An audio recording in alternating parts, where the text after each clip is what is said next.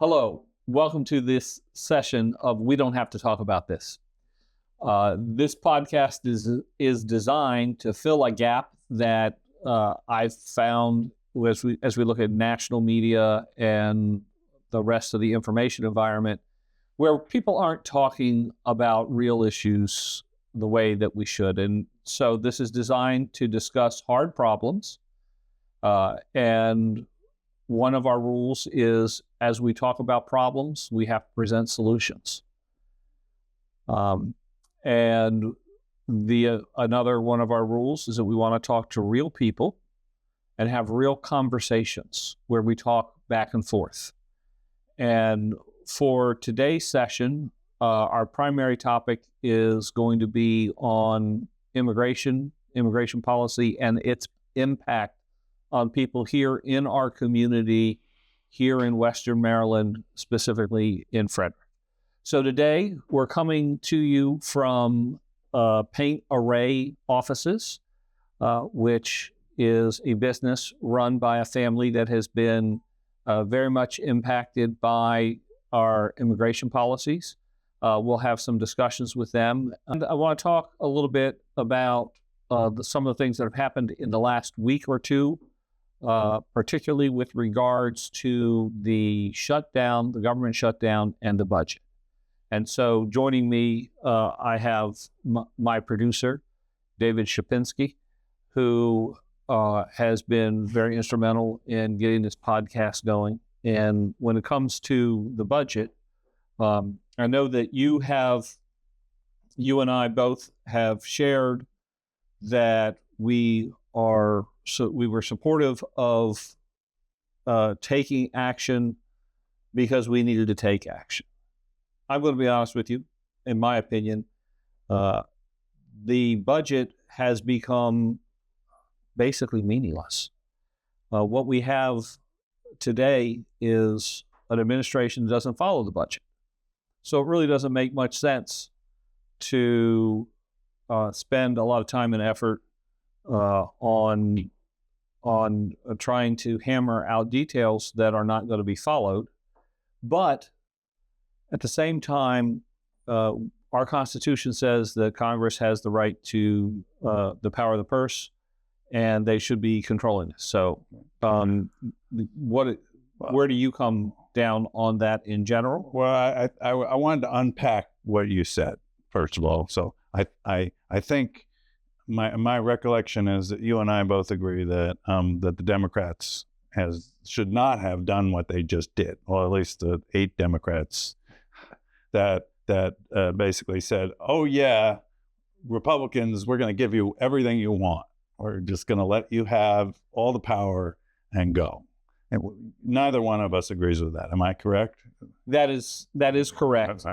And part of the reason is what you just said, which is that, you know, once they gave the go and they got the promise that they're going to do this or that, we know, one, Trump is not going to be held to the promise.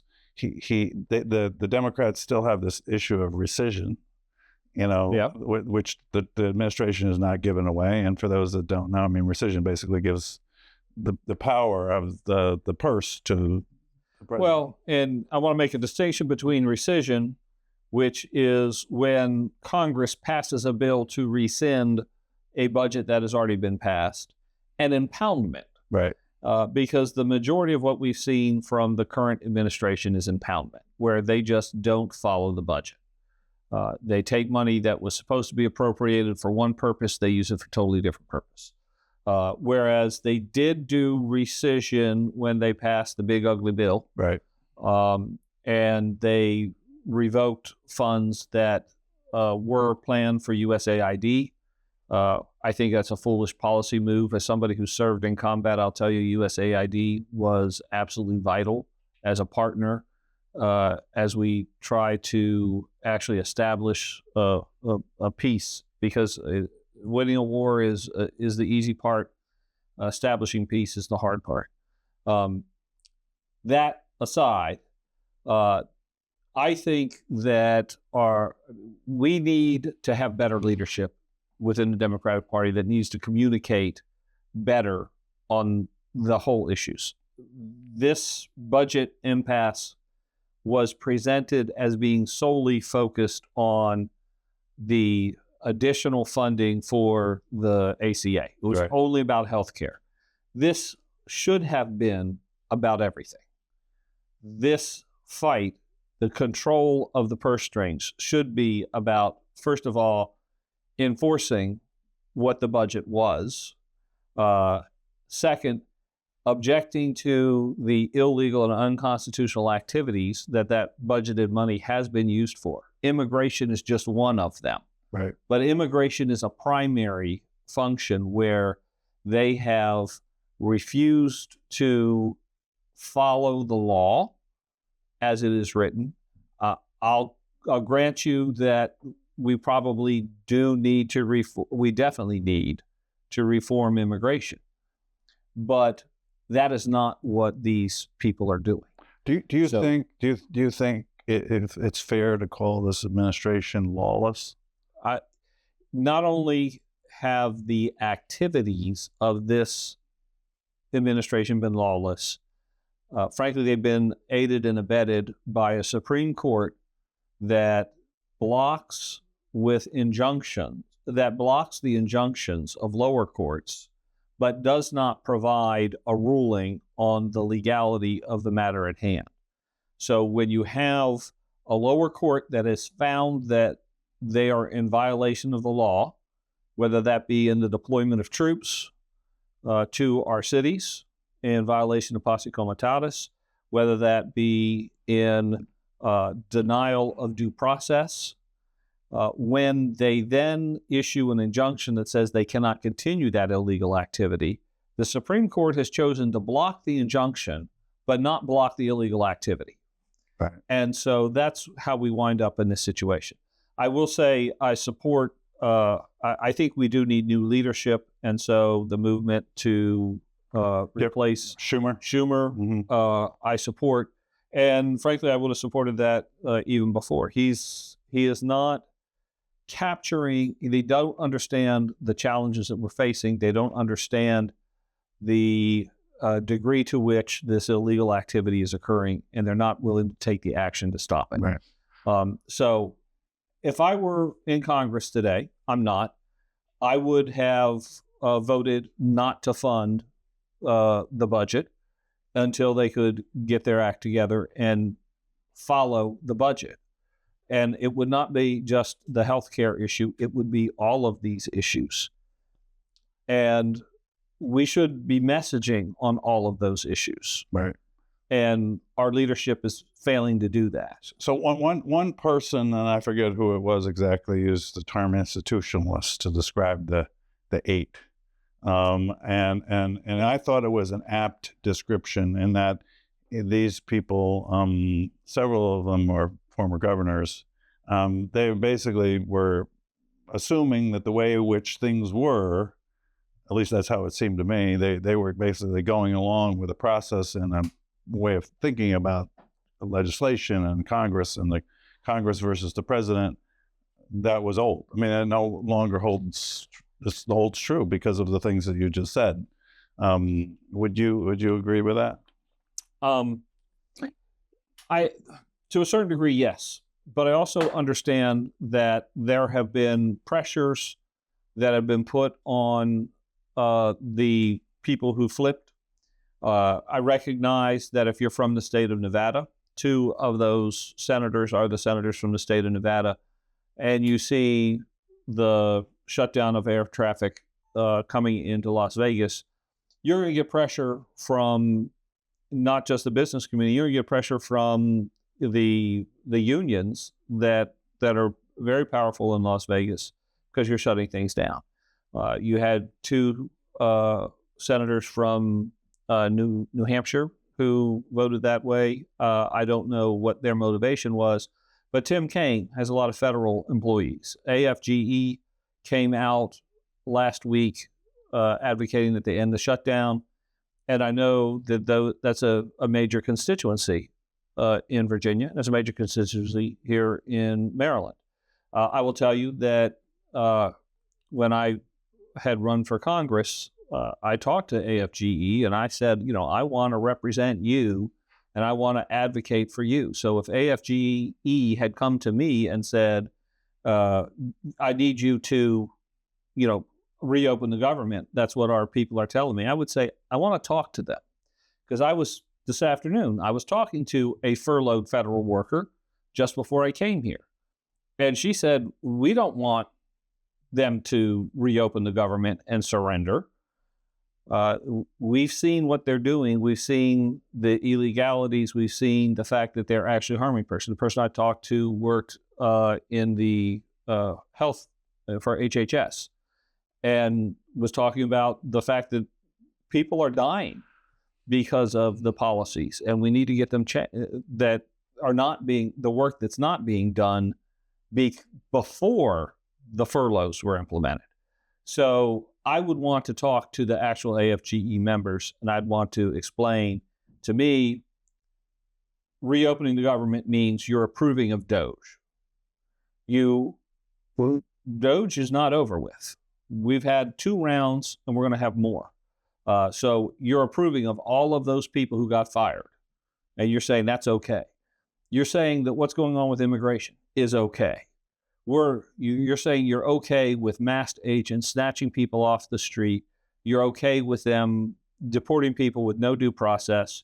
You're okay with them actually revoking people who do have legal status here and then arresting them, but doing it, 15 minutes apart. These things are illegal. They're violating people's rights of due process. They are not intended to actually establish reasonable policy. They're intended to promote fear. Right. Cruelty or brutality or fear is the point, as some people might say. And I think that if we actually talked to the members of AFGE and had that conversation about the full meaning of this switch, that you would get a different vote at the end of that conversation. I will tell you that I went to a retirement party for a federal worker, pretty, like 20 plus years federal worker. And it was pretty much all federal workers. And there were a lot of them, something like 70 or so. And I talked to, not all of them, obviously, because it was too many. But there was one woman at the table who was still waiting for, the stuff that she was promised as far as payment and so on. Everyone that I talked to said things are crazy and that things are not efficient, that there are an endless number of problems. And of course, as you know, I was a federal employee for a while, 15 years. And what I think, to just underscore what you just said about AFGE, I think it's true of probably everyone in all the unions that they're in. Most of the people that I was talking to were also on the health side, but some were. I know people at USDA, and one of the problems that I think people don't know, people are not as familiar with, is basically there's a lot of people that have been jerked around. And one of the things that I think the senators who supported this budget did not take into account is that while they're getting promises of people getting their jobs back, people have been losing their jobs and getting them back, and losing their jobs and getting them back, and being reassigned to different PDs as their position descriptions. The whole process, this administration is perhaps the most incompetent administration I have seen in all of my years. And even if they're not, they appear that way to the people inside. Well, and the challenge is to understand what is the administration's goal. It doesn't seem to be governing. It is not. Their stated purpose was to deconstruct the administrative state. That's what they're doing. And that is what they're doing.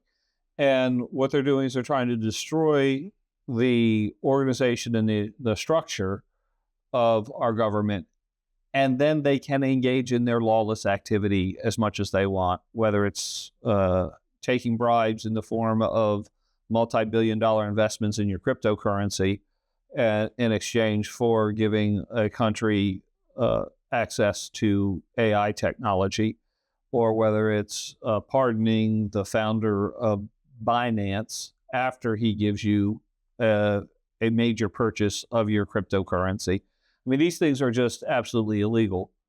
It's bribery and it's corruption, and it needs to be called out.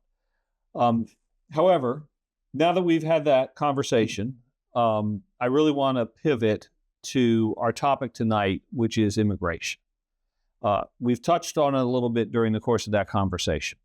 And at the national level, one of the things, I mean, you talk about what they're doing clearly isn't good governance. For immigration, if we want to address the problem that we have with more people coming into the country than we have the capacity to handle, the solution is you hire immigration judges, you look at these cases, these asylum cases, and you say, who is due a fair shot at asylum? They're fleeing a dangerous situation. You have the regular pathway for legal immigration. We need to have it properly staffed and properly managed. And they're not interested in that.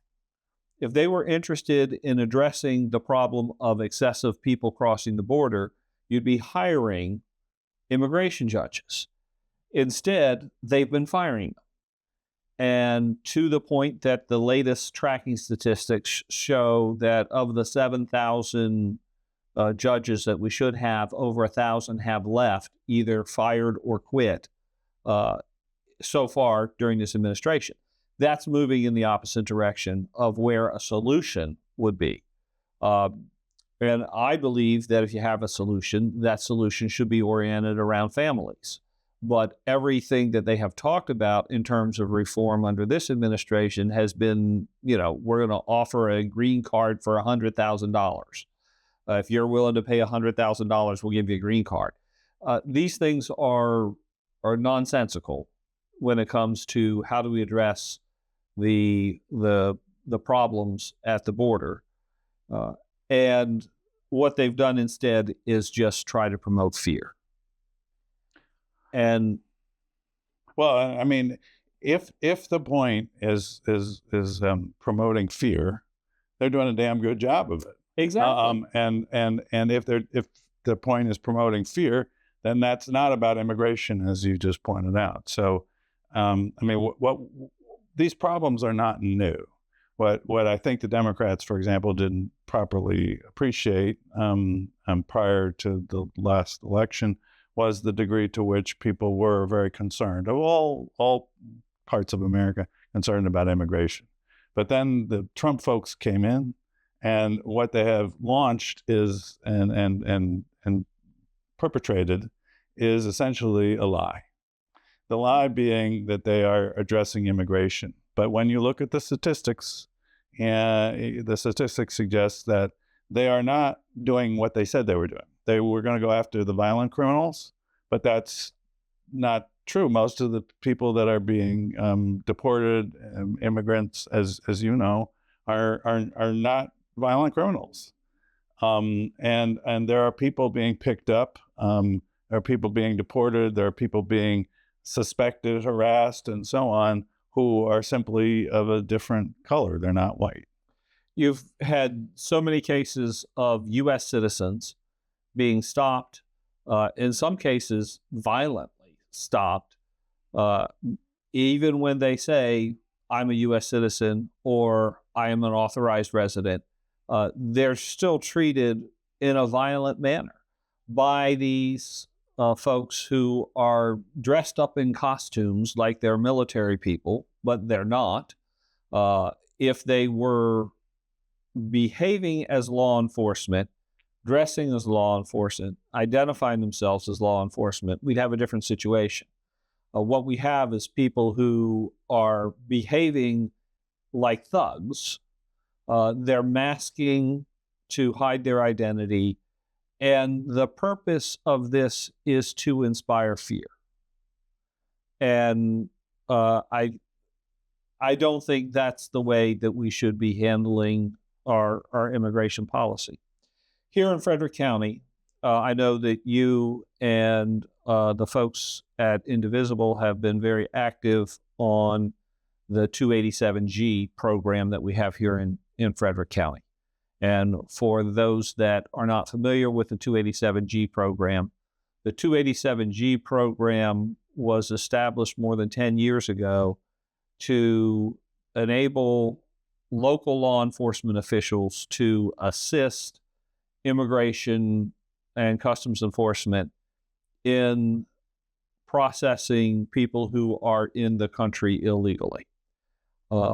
What we found was while they claimed, I actually did a radio interview with Sheriff Chuck Jenkins, who is responsible for bringing the 287G program here to Frederick County and strongly works to maintain it. And he said they were deporting gang members, MS-13 people. And so during the course of the conversation, I said, so how many gang members have you deported? And it was a handful, less than 20. And then I asked, well, how many of the total people have you processed through 287G? And it was over 900. And I'm like, you can't say that you are doing this to get gang members out of our community. That's not what you're doing with 287G.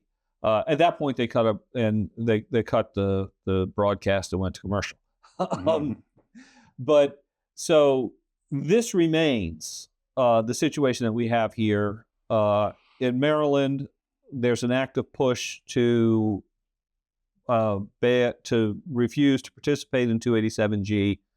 That legislation is being processed at the state level. Last session, that was passed by the House of Delegates, but it was not passed by the Senate. It never made it out of committee on the Senate side. That's going to continue to be a focus for the House of Delegates. I spoke with David Moon, who is the delegate, who is the leader of the House of the Democrats, and he's the majority leader down in Annapolis, and he said that's going to be his number one priority, is to get that bill passed.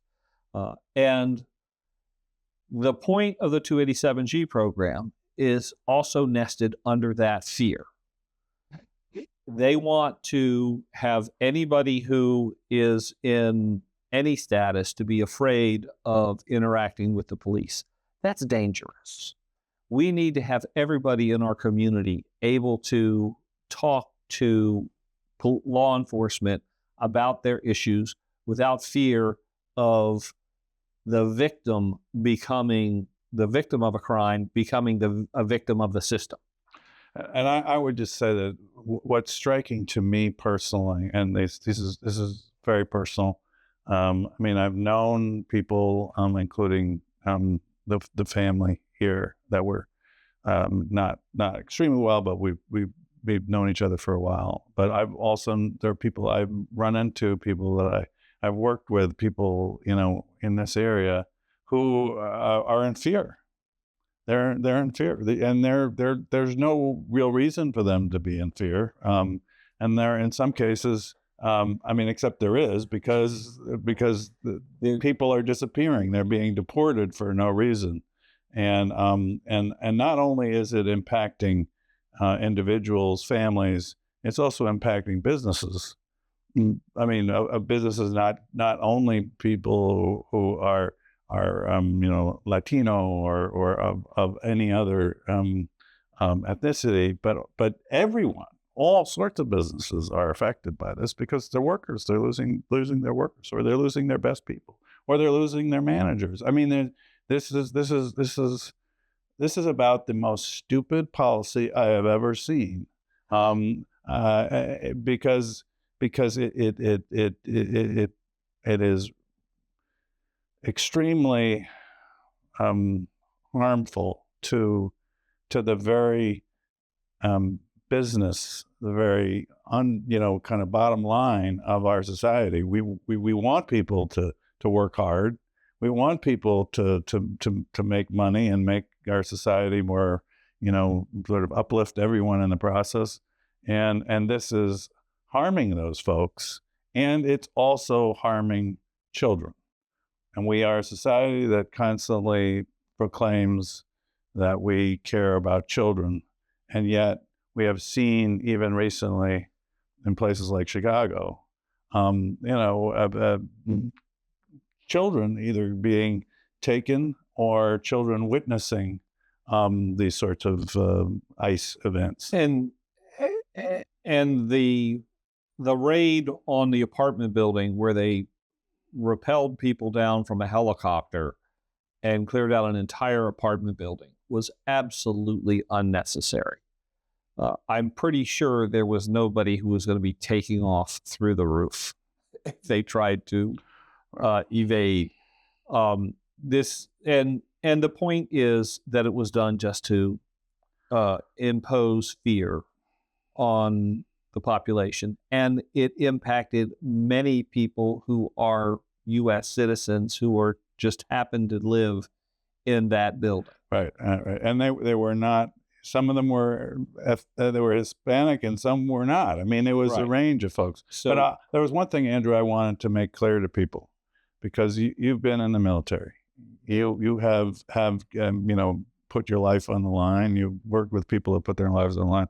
I have not been in the military, but I've worked with people who have been in the military. I've done stories, and when I was a journalist, I did stories about folks in the military, and I have tremendous respect for folks that are in the National Guard. I have a lot of respect for people in the military, and I think both of us, and you should correct me if I'm wrong, but I think both of us are perfectly comfortable with the idea that there is a role for the military in our society, and sometimes has been, and hasn't always worked out well. But I mean, certainly, I think our military has been among the best in the entire world, both in terms of its ability to prosecute wars, but also in terms of its ethics and its morals. I mean, within some limitations. I mean, nothing's perfect. And well, I appreciate those words, but I want to draw a distinction. I respect both those of us that served in the military, and I'm part of that group. I also respect those that work in law enforcement. I agree. And totally. When it comes to supporting people in law enforcement, I had a nephew who was killed in the line of duty as a police officer. It's very important to me to recognize that law enforcement people have an important role. They make huge sacrifices.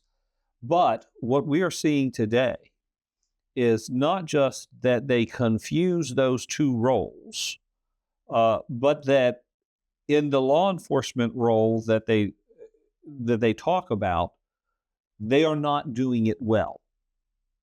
The way that they are going about trying to enforce immigration law is not legal. The whole point of law enforcement is to follow the law, and they are not following the law. And when you have the people who are supposed to be enforcing the law who are failing to enforce it, when they fail to follow a judge's order, when they openly trample on the constitutional rights of citizens and residents, because the Constitution applies to everybody, not just U.S. citizens, then they do a disservice to all of those who are in law enforcement who are doing their job right. And I think that is a really good point. I think that there is harm being done to people who are simply trying to live their lives and just citizens. There's harm being done to our law enforcement because it's being corrupted by this ICE practice, and sort of everything's being mixed together. And we are getting the worst of all these worlds. Yeah. So we've talked about national policy we talked about the budget, but we also talked about the immigration policy. We've talked about how it's being implemented here in Frederick County with the 287G program.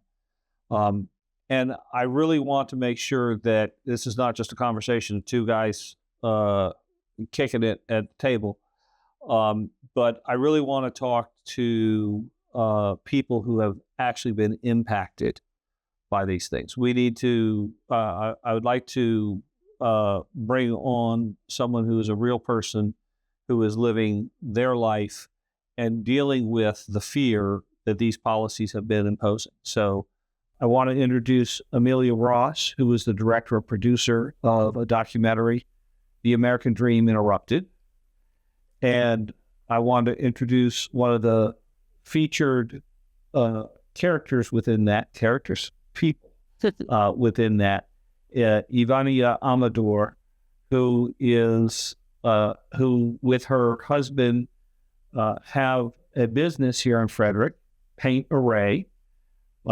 And while Ivania is a U.S. citizen, her husband is in the process of gaining his citizenship, so they're in a mixed family, mixed status family. And I think that they are the perfect example of the American dream. They are people who have tried to build a family here.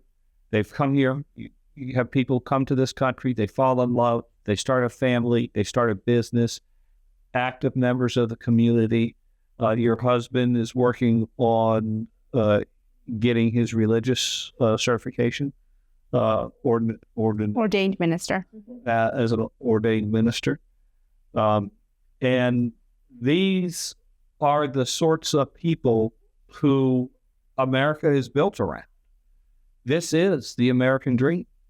And yet there's so much fear involved in just everyday living because of the lawlessness and the policies that we are currently seeing imposed here in our country.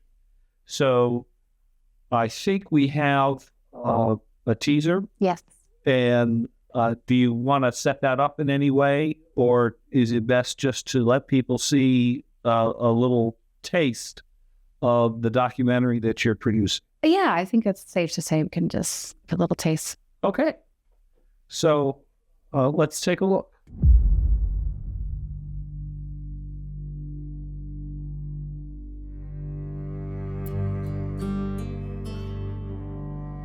The 287G program is a mechanism through which certain communities are terrorized and creates a fear of cooperation with law enforcement.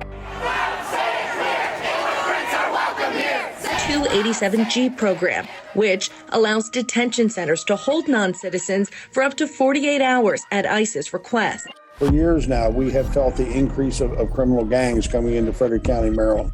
Of all detainers issued under 287G, 88% were for misdemeanors. Not felonies, not for murder, not for any of that. They were for traffic violations. Before that happened, a friend of mine got pulled over and he actually got arrested and then deported. Ivania and Eleuterio have been married for 11 years. They have 3 kids together, and they're a mixed status couple. Ivania is a citizen, and Eleuterio is undocumented. The two have been trying to get his legal status figured out for more than a decade. I have been waiting for this to happen. At the end of the year, we always do New Year's at our church. And so one of the prayers every year I had was like, this year's going to be the year.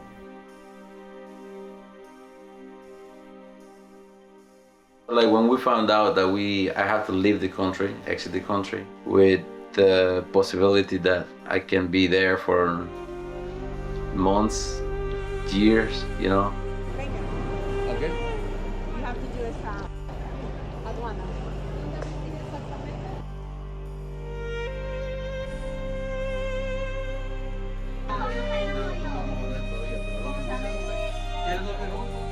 Faith is basically believing the impossible. You hear a lot of stories up there, different cases, and here you are, like facing one that is similar or can be worse, right? I never lose my faith. My dad has been wanting to show us everything that he grew up with and how it's been for him. I have hope and faith that he will get his papers and come back home so we can go to a lot of different places.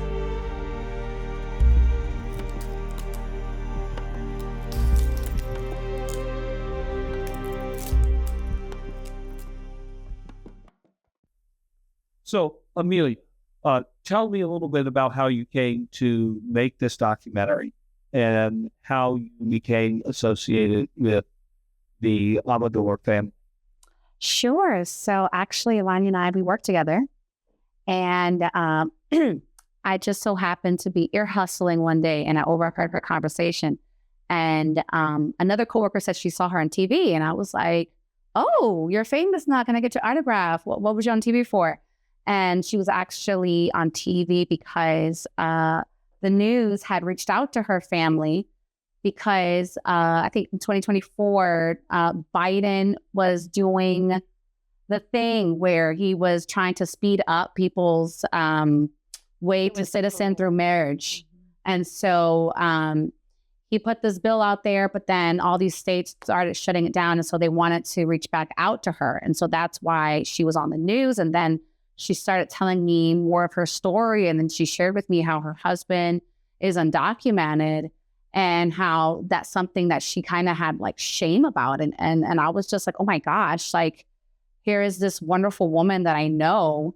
And the fact that she's kind of like battling this thing, the secret of hers, like in the dark. And I never knew. I would have never known. And so me knowing her personally and knowing who she is as a person, I was just moved. And I said, can I tell your story? Because when we turn on the news, right, we have people saying, oh, Latino immigrants are criminals and they're murderers and they're rapists. And I'm just like, here we have a perfect example of a family who's actually like benefiting our community because they're so generous. They're always giving and always willing to help.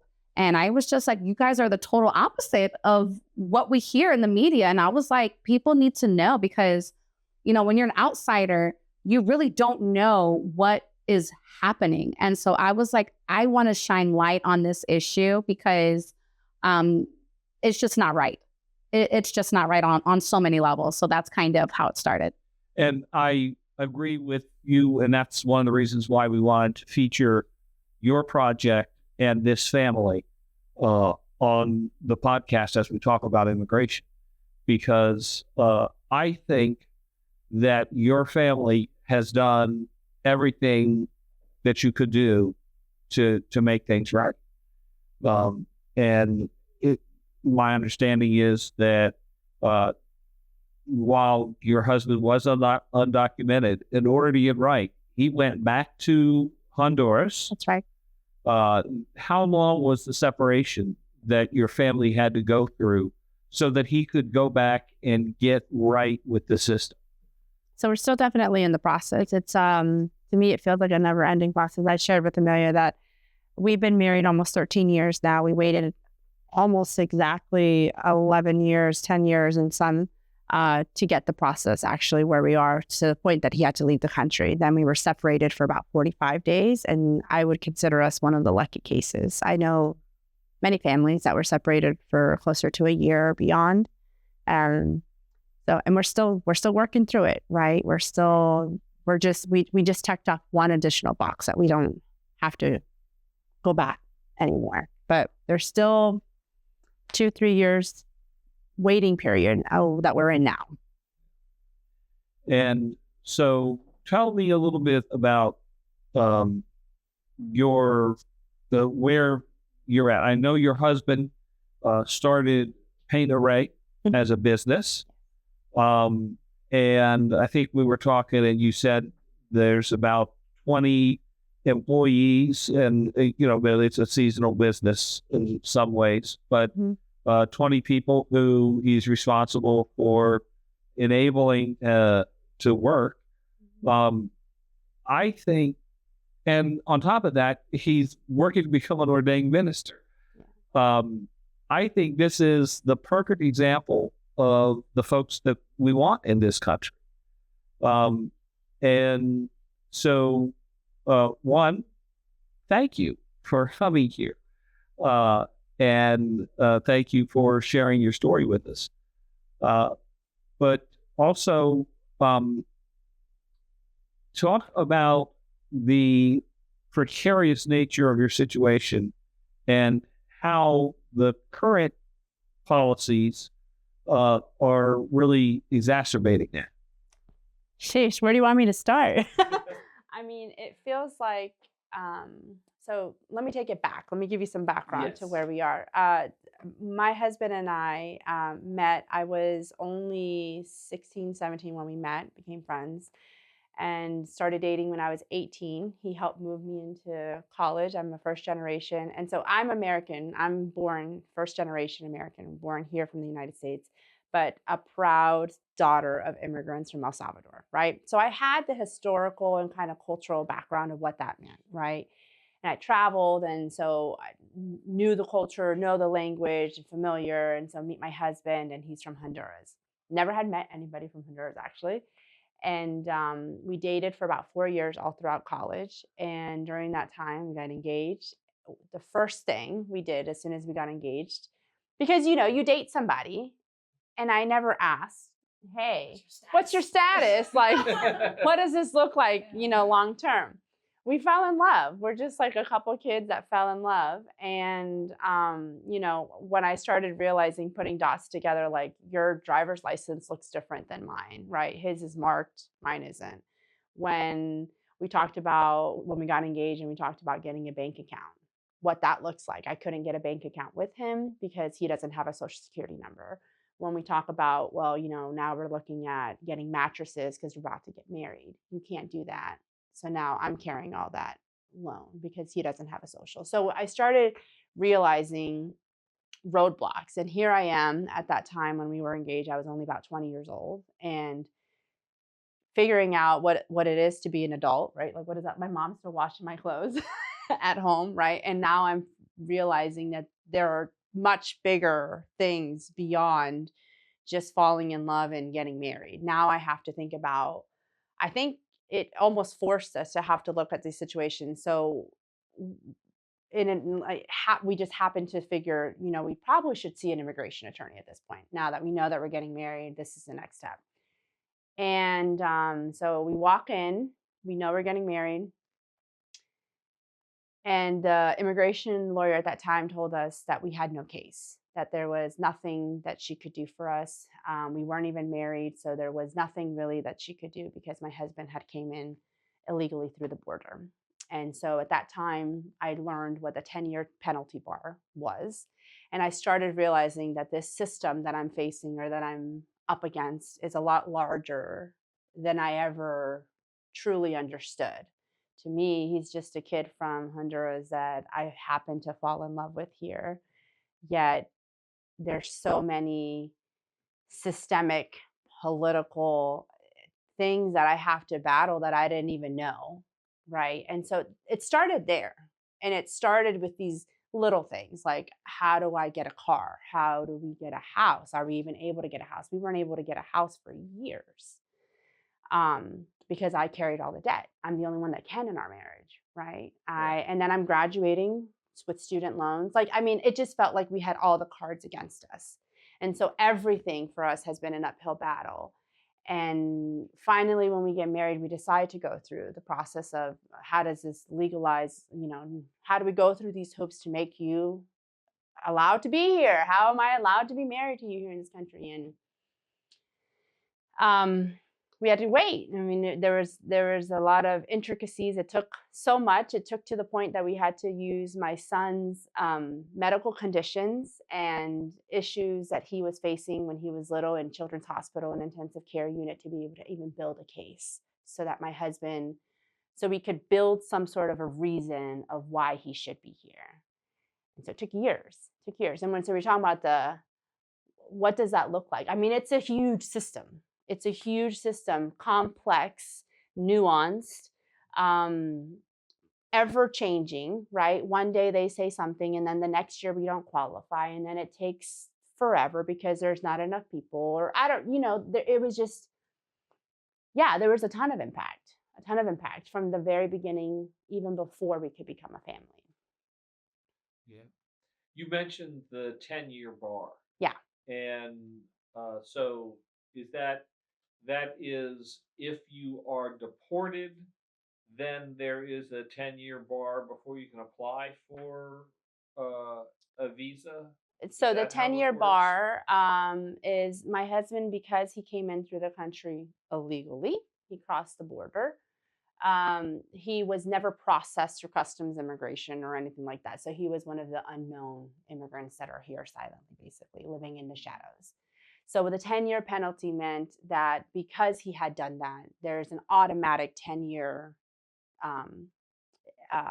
punishment, that he's not allowed to be here. You can, if there's a possibility for you to get citizenship, which he did because he was married to an American citizen, even though that petition was approved because we are married, he had to first clear the 10-year penalty. So there's a 10-year penalty that you have to leave the country for 10 years before you're allowed to come back in legally.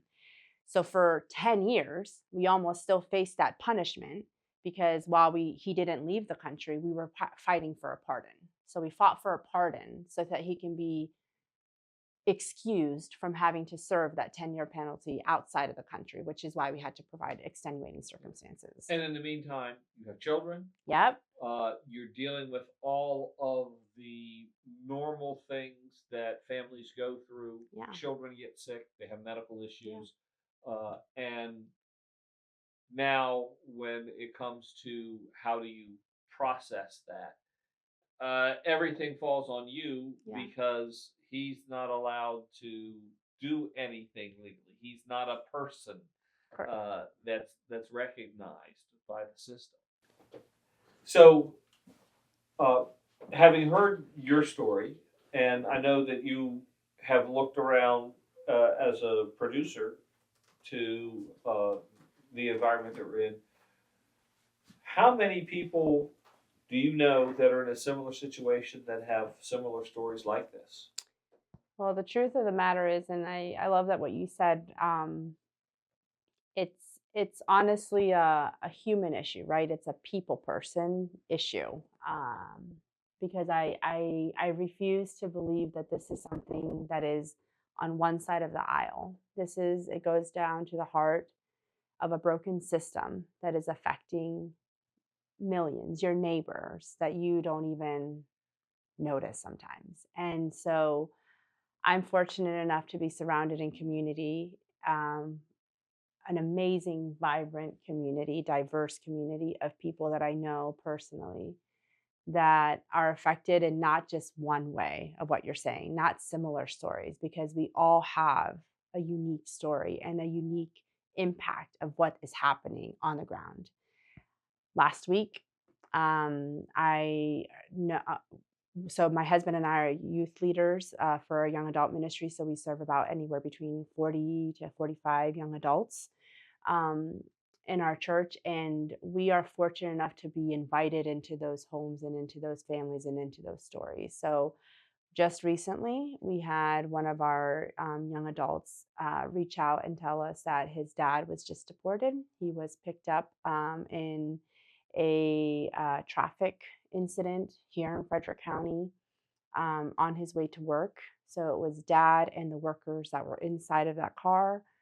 So now, this is a different story, because this is somebody that was just picked up undocumented, not going through the same process that I'm going through now, yet his children that are here, older and a younger son, have had to navigate that. And mom just left to a company because dad has already been deported. Dad has already gone back. Mom now has made the decision to go back to their home country with the younger sibling, while the adults here, the grown children, adults, are navigating life here and what that looks like.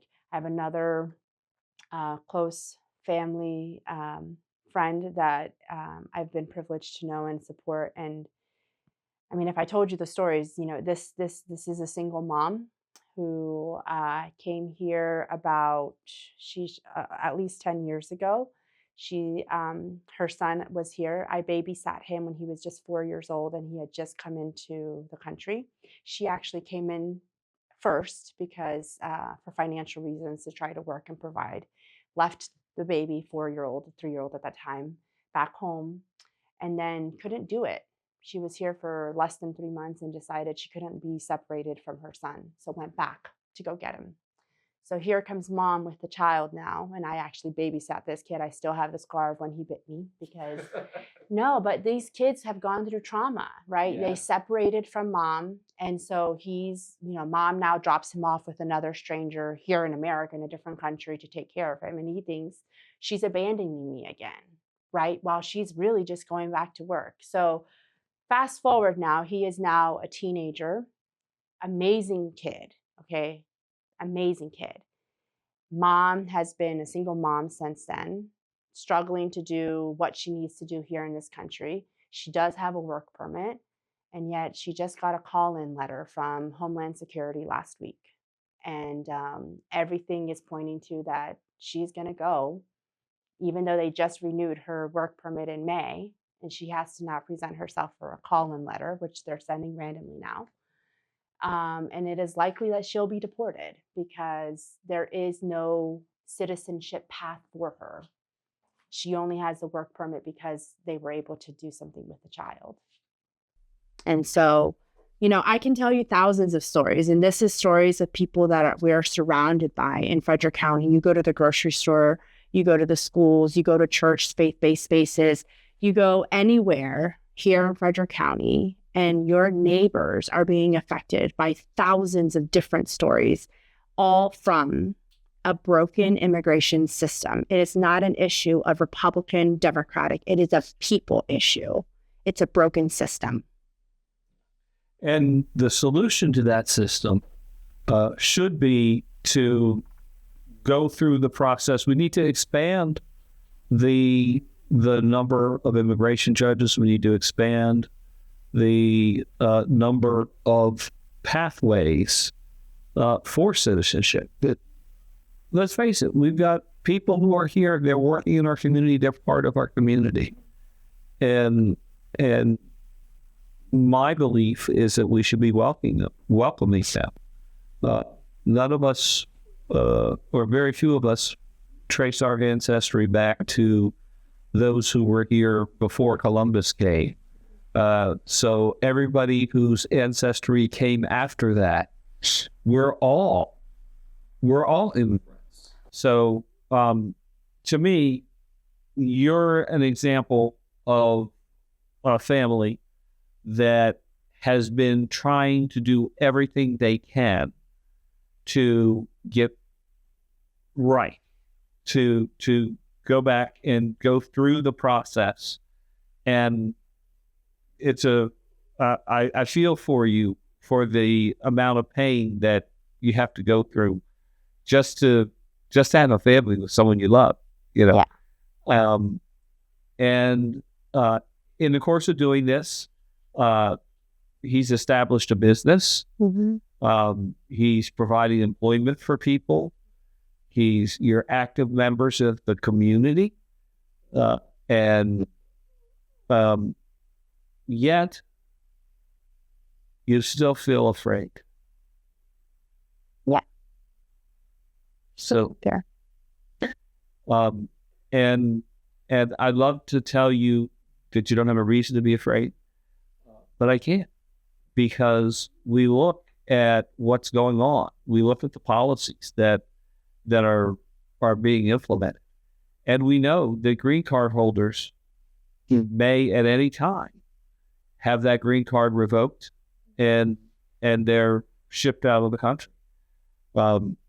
And so much of that is happening without due process.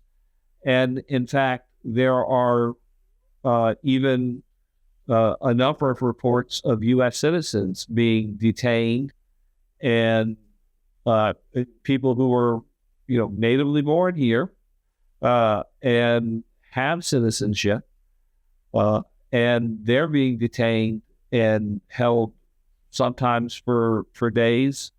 And we have people who have court orders to say they cannot be deported who have been deported. And so I would love to tell you that you shouldn't be afraid. But I hate to say it, that you are at risk. And I think, frankly, all of us are at risk. Yeah. I think there's nobody who is not at risk. And you hear, I mean, the president is talking about sending away the native-born criminals. And, I mean, these things are just, they're so absurd that they're confusing. Because you can't, there's no certainty. There's no, we have laws, we have a set of rules that say this is how things work. And they're not following.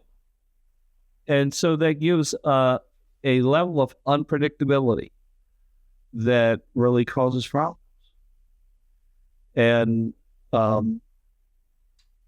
so I want to thank you for sharing your story.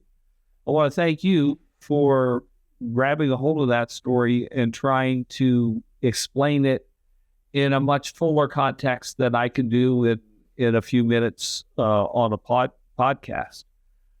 And seeing the trailer, you see the interactions that have been captured, and to tell this story more fully. And I appreciate the fact that you're doing that.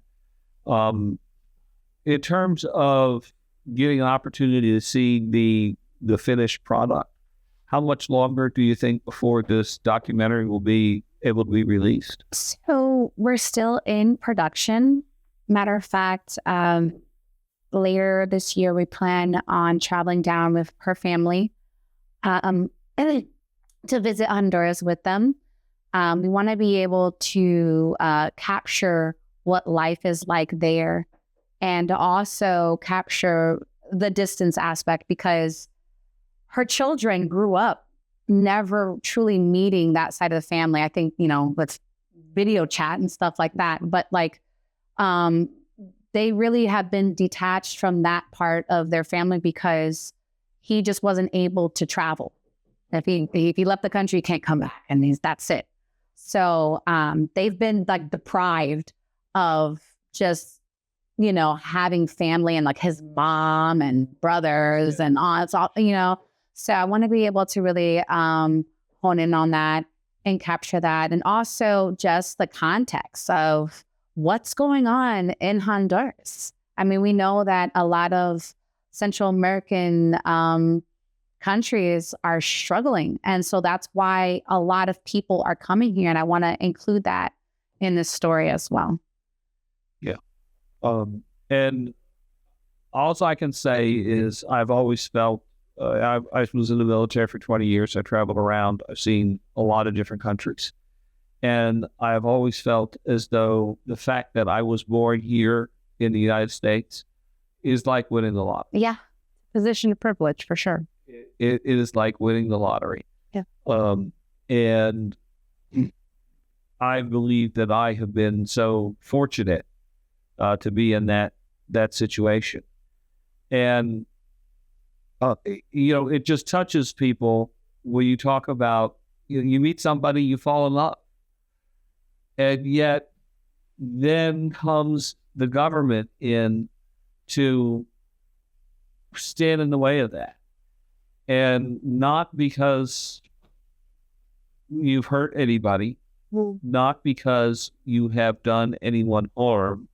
And in fact, your husband was working and productive and creating a business, creating jobs. I'll give a plug for Paint Array. I know our producer used their services. Without us knowing, it's like a circle, right? And so they do good work. So if you're looking for a painter, here you go, Paint Array here in Frederick. This is the sort of community that we need everybody to be a part of. and you're a vital part of that community. And I don't. I just want to make sure that you understand that, at least from my opinion, you're a valued member of this community. Your husband is a valued member of this community, and we need to find a way to make sure that we deal with these situations rationally. And apparently the choice right now is not to deal with things rationally, but instead to try to inspire fear. And I don't think that that's helpful. Yeah. And I think one of the major goals that I have with this film is to educate people. Because I think so many times, again, the media really controls what people believe. And obviously now we live in such a world where there's so many like niche markets where everyone can kind of pick and choose what they want to like feed themselves, right, in terms of media. But we live in such a time with social media, with the algorithms that, when you scroll and you like things, you're only seeing one side of the story. And so my hope, my wish, and my goal is that through this film, it will penetrate lines where, the people who would most likely agree with, let's say, reform in terms of like policy for immigration. Yet we already know those people are going to agree with this film. But my desire is to reach other people who may disagree and show them this family. And through this story that they'll have a change of heart. They'll have a change of opinion. It'll change their perspective. And they'll be like, you know what? This isn't right. Like a consciousness will grow. And we can't reach everybody, but my hope is to reach some. And then through that, hopefully, you throw a rock in a lake, right? And you get like the effect, the ripple effect. So that's my hope in this. And so I am looking for, support and to be able to complete this film as well. We want to be able to give this story the dignity that it deserves. And so if there's any way that people would want to be a part of the story to help support it, they can go to my website at newvisionfilms.org and they could sign up. And New Vision Films is spelled N-U? Yes, NUVIZION Films. So N-U and with a Z in Vision. Yes. Yes. So I encourage people to visit that site and see what they can do to support this. I think this is an example of, a real people who have the real story to tell. And one of my goals is to get beyond the standard media and break through to try to capture those things. And so thank you for sharing your story. Thank you for working to bring that story to light and to help spread it. I'm happy to try to help spread that. And to me, this is about family. This is about community. This is about how we want to live in a society. And I mean, you touched on the divisions that we have, but what has amazed me with these divisions is that you have people who, say, that they're, Christians, and yet they behave in unchristian ways. And so I just, whenever I talk about immigration, no matter what religion you believe, whether it's the parable of the Good Samaritan, who is your neighbor that you're supposed to love, whether in the Muslim cultures they have a duty to protect somebody who asks for assistance. Throughout all the religions and the different faiths, there's a story of welcoming people into your community.